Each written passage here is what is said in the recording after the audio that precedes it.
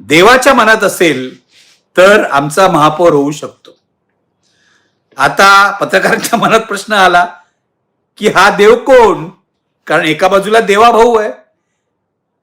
उद्धव ठाकरेंना खुलासा करावा लागला की वरच्या देवाच्या, म्हणजे परमेश्वराची इच्छा असेल तर आमचा महापौर होऊ शकतो असं उद्धव ठाकरेंना म्हणता आलं असतं, पण ते म्हणाले नाहीत.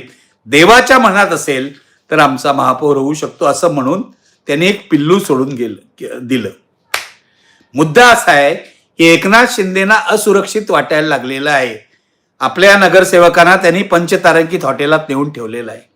आता एकनाथ शिंदेची ही जी मागणी आहे की बाळासाहेब ठाकरेंच्या जन्मशताब्दीच्या निमित्ताने तुम्ही पहिली 2.5 वर्ष शिवसेनेला म्हणजे माझ्या पक्षाला महापौर पद द्या, ही मागणी काय अवाजवी नाहीये. शिंदेमुळे तुम्ही मुंबईत जिंकला आहात. शिंदेमुळे तुम्ही मराठी माणसाची काही मतं फोडलीत, शिवसेनेची मतं फोडलीत, त्यामुळे तुम्हाला बहुमतापर्यंत जाता आलंय. ही काय अवाजवी अवाजवी मागणी नाहीये. फक्त मुद्दा असाच आहे की शिंदे हे का करतायत. मी तुम्हाला सांगतो शिंदे का करतायत.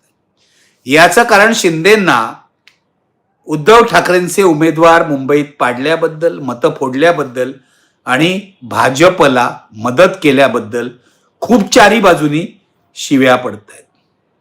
आज संजय राऊत तर म्हणाले शिंदे हे जयचंद आहेत, म्हणजे त्यांनी गद्दारी केली असंच त्यांना सुचवायचं होतं. आज नवीन त्यांनी विशेषण किंवा नवीन नाव काढलं जयचंद.